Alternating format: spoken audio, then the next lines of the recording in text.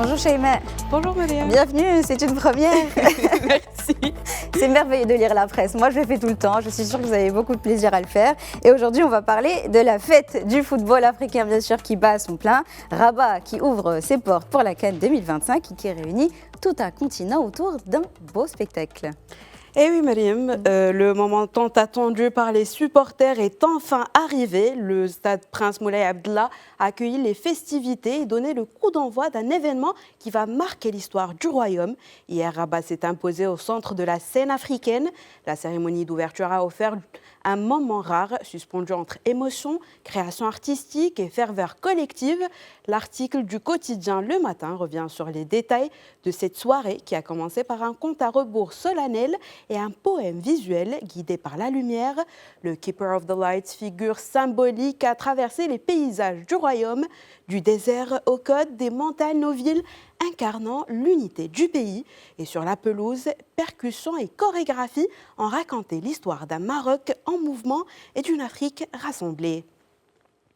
Et si la fête bat son plein sur le terrain et s'est aussi fait ressentir dans les airs, à la veille du lancement de cette 35e édition de la CAN 2025, les aéroports marocains ont enregistré des arrivées historiques entre le 8 et le 18 décembre. Plus de 868 000 passagers ont été accueillis, soit une hausse de près de 11% par rapport à 2024, selon un communiqué de l'ONDA rapporté par le desk. Cette performance traduit l'engouement exceptionnel pour la compétition et repose sur une organisation rigoureuse impliquant autorités publiques, sûreté nationale, gendarmerie, douane et ministère des Transports. Les civils hôtes ont géré 7 327 mouvements aériens avec un record absolu le 18 décembre. L'aéroport Casablanca-Mohamed V s'impose comme leader avec plus de 290 000 passagers, suivis de Marrakech, Agadir, Tanger, Rabat et Fès. Tous affichent une croissance maîtrisée malgré l'affluence record. Et on reste au Royaume, mais on change de registre, on le sait, la vague de froid continue et les maladies également, et la grippe saisonnière fait des ravages. Et oui, on parle fièvre, toux, fatigue, les symptômes sont bien connus et cet hiver, on a parfois l'impression que tout le monde est malade. Pourtant, selon le 360, la situation reste normale et sous surveillance. Le ministère de la Santé l'assure, aucun signal de gravité particulier n'a été relevé jusqu'à présent. Les hospitalisations restent comparables à celles des saisons précédentes. Les données disponibles depuis octobre montrent une circulation du virus apparue un peu plus tôt que d'habitude, mais sans évolution inhabituelle à ce stade. Morad Mrabet, coordonnateur du Centre national des opérations d'urgence de santé publique, se veut rassurant. Il rappelle que la grippe revient chaque année, parfois plus tôt, parfois plus tard, et qu'elle varie d'une saison à l'autre.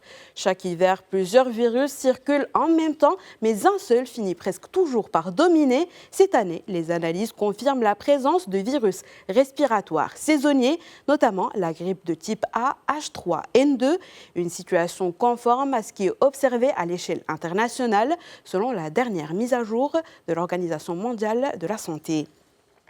Ce n'est donc pas un phénomène propre au Maroc, mais c'est un phénomène mondial. Donc, une situation conforme à celle observée par l'Organisation mondiale de la santé. Et dans la région, on a la Tunisie aussi, dont la vigilance est mise et affiche le rouge.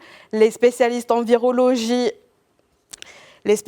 virologie encouragent les personnes âgées, les patients atteints de maladies chroniques et les personnes les plus fragiles à se faire vacciner contre la grippe saisonnière. Cette alerte intervient dans un contexte de propagation d'une nouvelle souche, la souche K, dérivée du virus de la grippe A, H3N2. Selon Tuniscope, le docteur Laouni précise que cette souche n'est totalement pas nouvelle. Elle résulte de mutations annuelles du virus, ce qui la rend plus contagieuse et à propagation rapide, tout en conservant les caractéristiques classiques de la grippe. Mais bonne nouvelle, l'OMS prend ces mutations en compte. Le vaccin antigrippal de cette année inclut une protection contre cette souche et couvre les virus A, H1N1, H3N2, ainsi que le virus saisonnier B. La souche K est d'ailleurs apparue pour la première fois en Australie en 2025. Elle touche aujourd'hui plus de 30 pays, selon le spécialiste. aucun pays n'est actuellement capable de freiner réellement sa propagation, surtout avec les déplacements liés aux fêtes et aux vacances scolaires.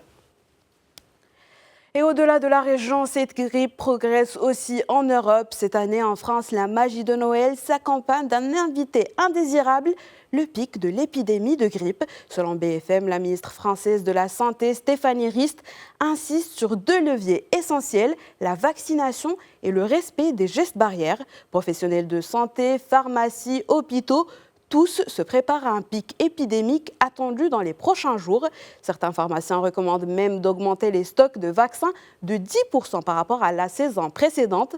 La ministre se veut toutefois optimiste. Les premiers chiffres de la saison de la campagne sont encourageants. On parle d'une hausse de 17% des vaccinations par rapport à l'année dernière. Et pour ceux qui hésitent encore, le message est clair, il n'est pas trop tard pour se faire vacciner, surtout pour les personnes les plus à risque. Par contre, la vaccination ne dispense pas des gestes barrières, lavage des mains, aération des pièces et port du masque en cas de symptômes. Et du côté des établissements hospitaliers, les services d'urgence se tiennent prêts face à un éventuel afflux de patients. Alors, il faut faire attention de nouveau, peut-être le retour des gestes barrières. Exactement. Protégez-vous en tout cas avec des mouchoirs, essuyez-vous les mains, bref, tout ce qui est très basique, mais qui peut quand même éviter la propagation de ces maladies. Et donc, on reste, Sheima, dans le domaine de la santé, mais cette fois avec une facette un peu plus technologique. Exactement. Donc, je vous emmène à Rabat encore une fois, et plus précisément à l'hôpital militaire d'instruction Mohamed V.